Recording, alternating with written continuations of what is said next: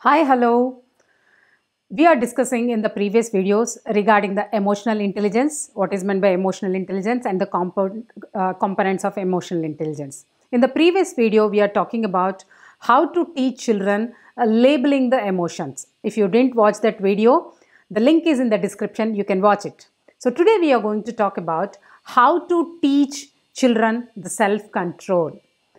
How we can make the child have self-control. I'll give you a hierarchy of controls. The highest controlling authority is the legal authorities. So they will control everyone. And the second comes the parents. And the last one is self.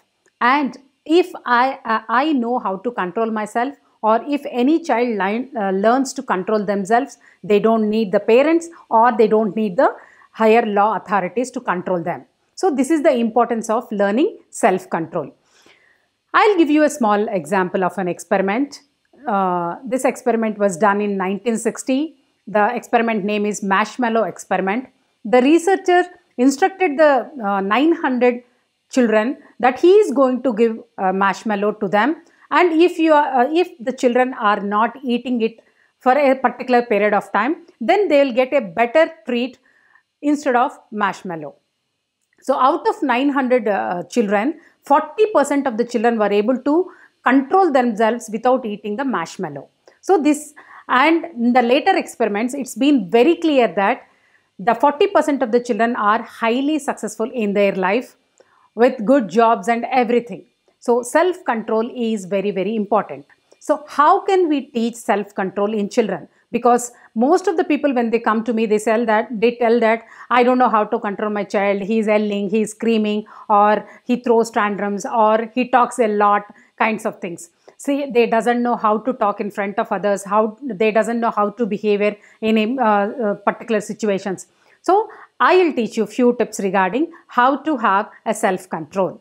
The first rule in learning the self-control is trusting. The child should always trust you. Then they'll start following your instructions.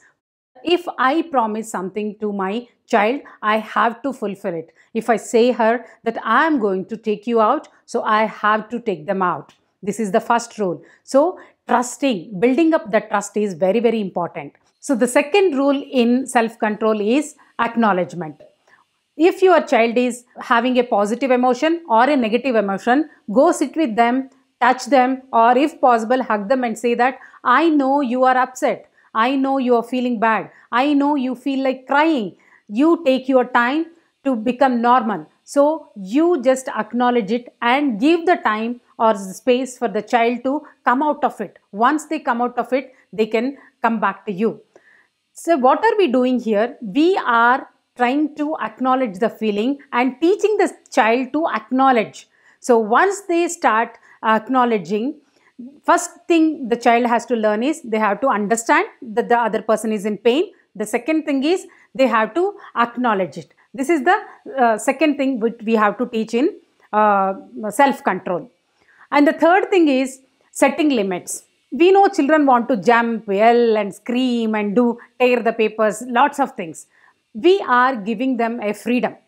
So first thing is, when we are giving them a freedom, at the same time, we are trying to have setting the limits. For example, if the child is very happy and the child wants to jump, you can go and acknowledge the same thing. I know you are very happy because you got a chocolate. Now you feel like jumping. It's okay to jump, but you are jumping on the floor, not on the couch. So you are giving the freedom, at the same time you are setting them the limits by teaching them certain kinds of behavior.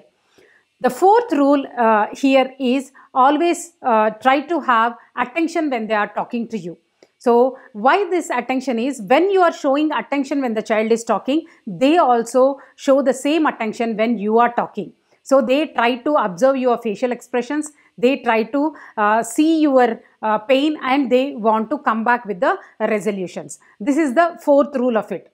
And fifth rule of self-control is giving them turns. For example, 4 of the family members are playing in a game. You have to put the child at the end from the first game itself, so that they will learn to wait for their turn. When they have their patience to wait for their turn, definitely they'll have control on their impulses. So we are teaching a good self-control.